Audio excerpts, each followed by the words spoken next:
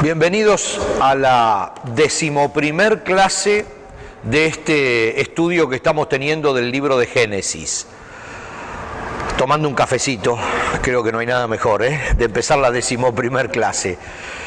La próxima clase, no esta, la próxima clase vamos a llegar a uno de los temas más famosos, más leídos, más hablados, de hecho más hablados, del Génesis, que es la famosa Torre de Babel. Pero eso va a ser la clase que viene. Hoy vamos a tocar un tema quizás no tan llamativo, que despierta el interés de la gente como la Torre de Babel, y allí donde nacieron todos nuestros problemas, especialmente el mío con el inglés. Pero hoy vamos a tocar un tema que es sumamente importante de los que maneja el Génesis. Como les digo, no es tan llamativo, pero sí es importante porque nos va a dar base para el resto de lo que estamos estudiando. De hecho, para el resto de todo el Antiguo Testamento y para el resto de toda la experiencia cristiana. Y es el nacimiento del pueblo de Israel. Es un tema complicado. Vamos a ver. Ustedes recuerdan que habíamos dividido el Génesis en 15 temas. Y estamos tratando de recordarlos porque cuando estábamos en los primeros no había mucho problema, pero ahora que ya llegamos a los temas 9, 10, 11, ya nos estamos empezando a olvidar. Entonces cada clase estamos recordando los 15 temas en los cuales hemos dividido el libro del Génesis: la creación del universo, la creación del hombre y la mujer, el pecado, que les recuerdo que nos llevó como 2 clases, el avance del pecado en el mundo, Caín y Abel, que fue muy interesante, los descendientes de la línea de Caín, llamada la línea mala, y luego fuimos a Set y su descendencia, o sea, la línea elegida, y el mundo descarriado, acerca de cómo todo en el mundo iba inclinándose al mal y Dios toma la decisión del diluvio universal.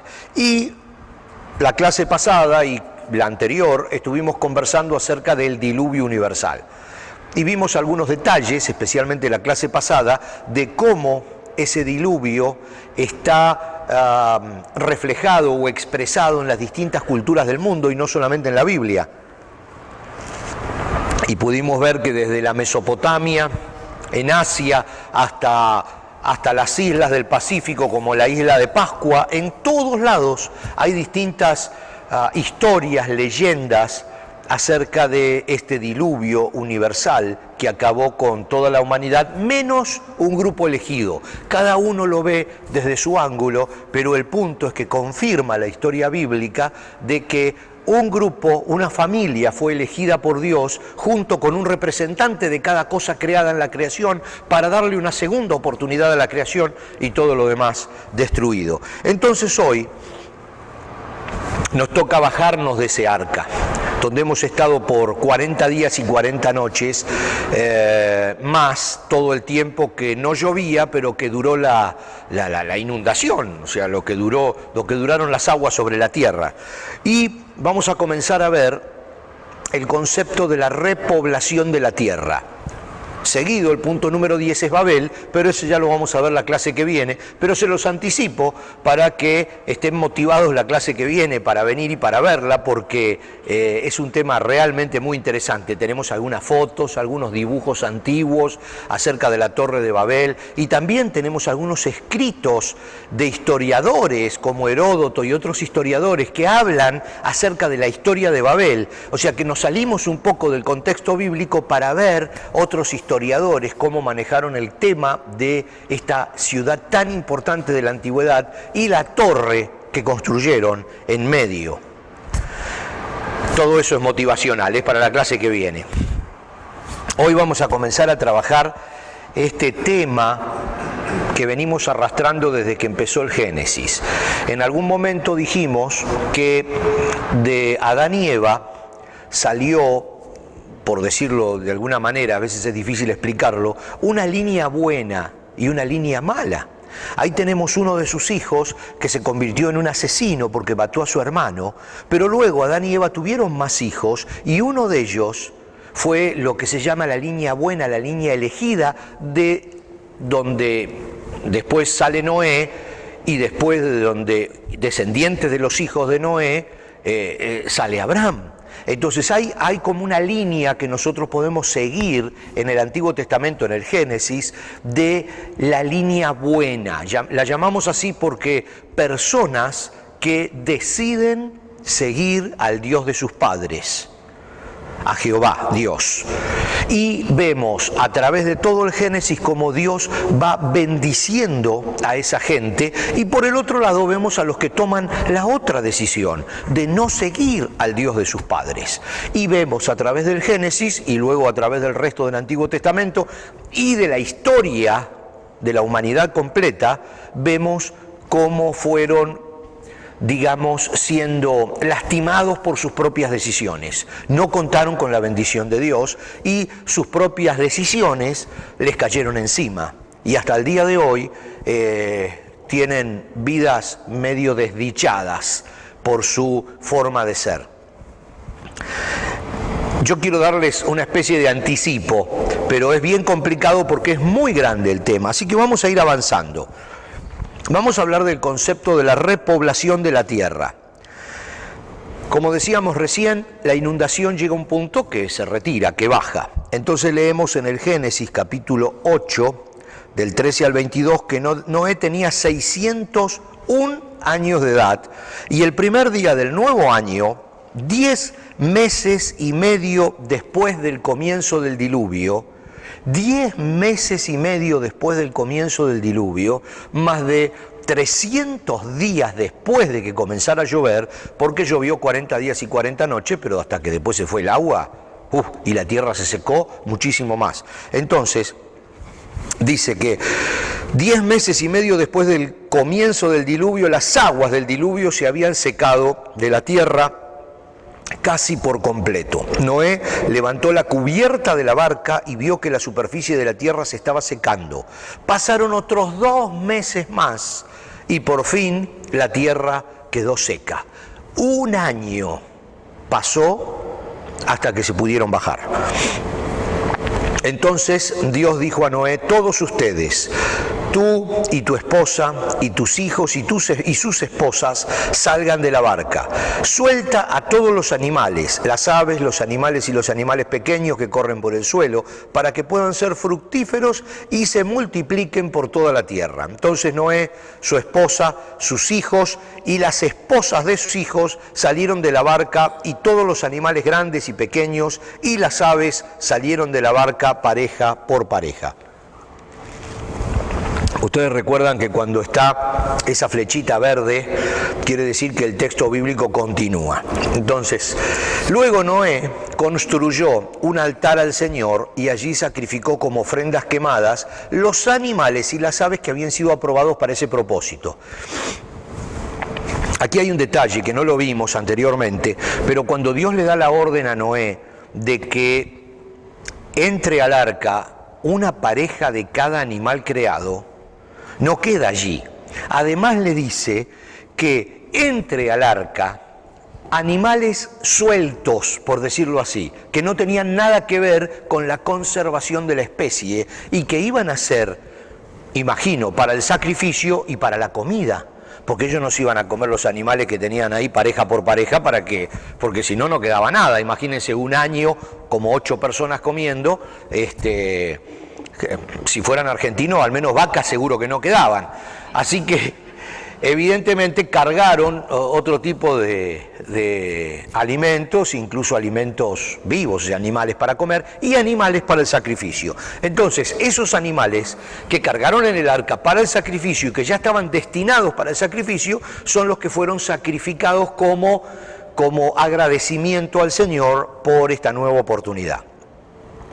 El Señor le agradó el aroma del sacrificio y le dijo, y se dijo a sí mismo, dice la Biblia: nunca más volveré a maldecir la tierra por causa de los seres humanos, aun cuando todo lo que ellos piensen o imaginen se incline al mal desde su niñez. Esta había sido la frase que cuando nosotros hablamos en ese capítulo, en ese tema del Génesis, cuando dijimos la degeneración de la humanidad o cómo la humanidad se inclinó al mal hasta que Dios toma la decisión de destruir todo lo creado, esta fue la misma frase que se usa cuando Dios dice que toma la decisión porque se da cuenta que todo lo que la gente piensa es en hacer el mal. O sea, es la misma frase. Y ahora el Señor dice, aun cuando todo lo que ellos piensen o imaginen se incline al mal desde su niñez, no voy a volver a destruir. Nunca más volveré a destruir a todos los seres vivos. Mientras la tierra permanezca, habrá cultivos, cosecha, frío y calor, verano, invierno, día y noche. Y acá entramos con el tema de los pactos. Ustedes saben que el antiguo pacto es el Antiguo Testamento, el nuevo pacto es el Nuevo Testamento. Y aquí empezamos a ver cómo nace este Antiguo Testamento, cómo nace este primer pacto de Dios con el hombre, que por supuesto tiene su confirmación con Abraham, con sus hijos y su recontraconfirmación con Moisés, cuando le agrega la ley. Ya vamos a ir llegando a esto porque también es bien interesante el concepto del pecado y de la ley que deja ver el pecado. Vamos a llegar a esto, pero les anticipo. Acá el concepto es que Dios hace un pacto con el hombre, que lo hace aquí, como les dije, lo recontraconfirma con las distintas generaciones que vienen después. De Noé a Abraham son 10 generaciones, más o menos unos 400 años, cada generación bíblica son 40 años, puede ser más. Bíblicamente hablando, no antropológicamente ni con la historia de nada. Bíblicamente hablando contamos 10 generaciones. Hace un pacto. Ese pacto el hombre constantemente lo viola, constantemente lo rompe. Pero es un pacto que muchas veces el hombre rompía sin saber que lo estaba rompiendo. Entonces, cuando llega la época de Moisés, Dios le da la ley a Moisés. ¿Qué hace la ley? Simplemente muestra la falta del hombre. Porque cuando hay una línea marcada, se puede decir cruzó la línea. Pero si no hay una línea marcada, es muy difícil eso de cruzó, no cruzó, estaba, no estaba. Entonces la ley que Dios le da a Moisés en el monte Sinaí es una línea a seguir imposible de cumplir por el hombre. No la estaba cumpliendo, desde el primer día no la estaba cumpliendo. Y nunca la va a poder cumplir, pero tenía que existir esa línea marcada, que el hombre conociera esos 613 preceptos, además de los 10 que nosotros conocemos con las tablas de la ley y los 10 mandamientos y 603 más. Tenían que existir para que entonces el hombre viera y comprobara que era imposible cumplirlos y le diera lugar a la venida del Hijo de Dios a cumplirlos y a evitárnoslo. Entonces es un problema teológico ¿no? Pero aquí nace el concepto del primer pacto. El primer pacto. Dice Génesis 9:1. Después Dios bendijo a Noé y a sus hijos y les dijo: sean fructíferos y multiplíquense, llenen la tierra. Aquí estamos hablando de la misma orden que le había dado a Noé, a Adán y Eva, ¿verdad? Sean fructíferos, multiplíquense y llenen la tierra. Era un nuevo comienzo. Entonces, en el versículo 8 al 17 del mismo capítulo 9, dice: entonces Dios dijo a Noé y a sus hijos: ahora mismo yo confirmo mi pacto con ustedes y con sus descendientes y con todos los animales que estuvieron en la barca con ustedes, las aves, los animales domésticos y todos los animales salvajes, con toda criatura viviente sobre la tierra. Sí, yo confirmo mi pacto con ustedes. Nunca más las aguas de un diluvio matarán a todas las criaturas vivientes. Nunca más un diluvio destruirá la tierra. Entonces Dios dijo: le doy una señal de mi pacto con ustedes y con todas las criaturas vivientes para todas las generaciones futuras. He puesto mi arco iris en las nubes Esa es la señal de mi pacto con ustedes y con toda la tierra. Cuando envíe nubes sobre la tierra, el arco iris aparecerá en las nubes y yo me acordaré de mi pacto con ustedes y con todas las criaturas vivientes. Nunca más las aguas de un diluvio volverán a destruir a todos los seres vivos. Cuando yo vea el arco iris en las nubes, me acordaré del pacto eterno entre Dios y toda criatura viviente sobre la tierra. Entonces Dios le dijo a Noé: este arco iris es señal del pacto que yo confirmo con todas las criaturas de la tierra. Y aquí, después de este pacto, que Dios comienza, donde Él se compromete a no destruir con una inundación al menos a todas las criaturas vivientes, comienza otra vez lo que hablábamos recién de la decisión de las personas. Cada uno va tomando su propia decisión. Cuando nosotros hablamos del pueblo de Israel, siempre decimos el pueblo elegido. Realmente Dios no lo eligió al pueblo de Israel. Y esto parece extraño, ¿no? Pero el pueblo de Israel lo eligió a Dios. Mucho antes de que naciera Abraham, los hijos de Noé tomaron sus propias decisiones. La Biblia no es muy explícita en todo lo que sucedió, pero les voy a contar, espero en los minutos que podamos, una historia que relata la Biblia acerca de las decisiones que tomaron los tres hijos de Noé y cómo fueron saliendo las distintas líneas de los mismos hijos de Noé. Habíamos dicho, cuando hablamos de Adán y Eva, que los hijos de Adán y Eva tomaron sus propias decisiones. ¿Quién iba a seguir al Dios de sus padres, al Dios creador, y quién se iba a rebelar contra ese Dios? Y ahí encontramos, los primeros fue Caín y Abel.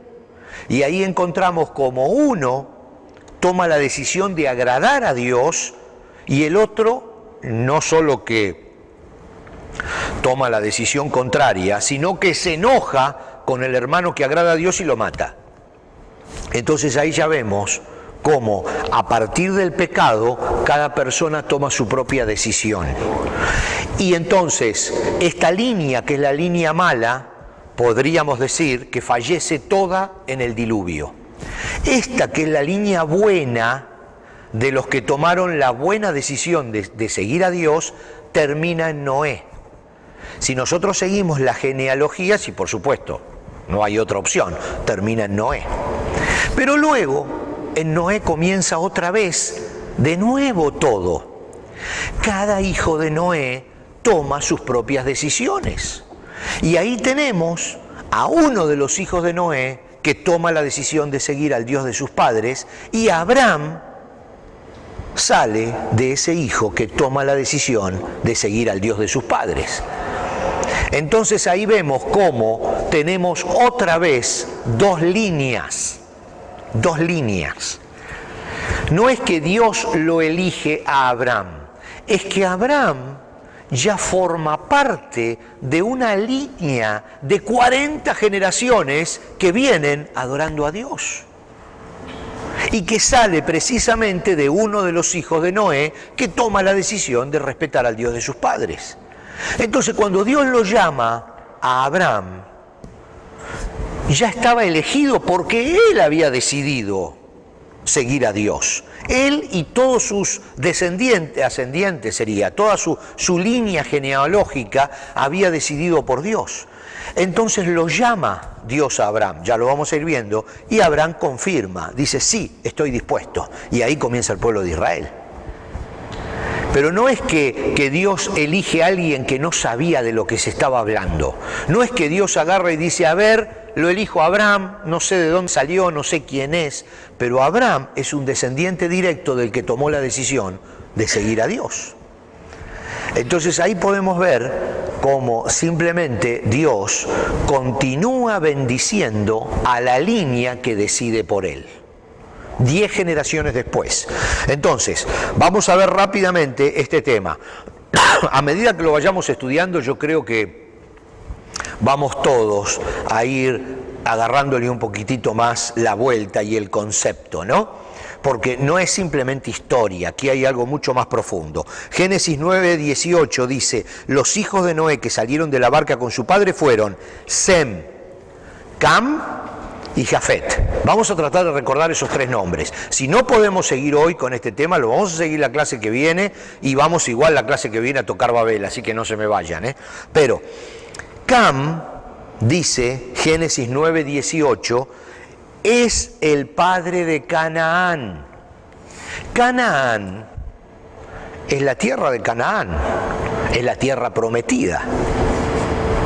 Pero vamos a ver que Cam no es el que decidió por Dios. Por eso, la descendencia del único hijo que decidió por Dios, luego tiene que tomar a la fuerza la tierra de Canaán. ¿Ok? ¿Me están siguiendo? O sea que Cam, el hijo de Cam, es Canaán, que toma la tierra de Canaán. Hasta ahí vamos a quedarnos, vamos a seguir leyendo.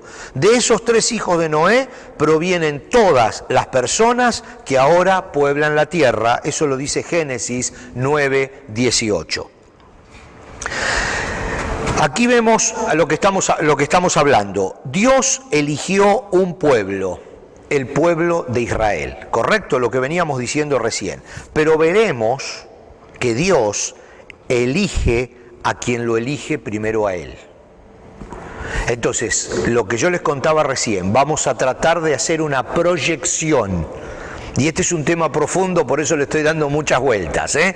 Vamos a tratar de verlo en perspectiva, irnos 10 generaciones para un lado y 10 generaciones para otro para tratar de unir este nacimiento del pueblo de Israel que le da base a todo el Antiguo Testamento y a toda la Biblia.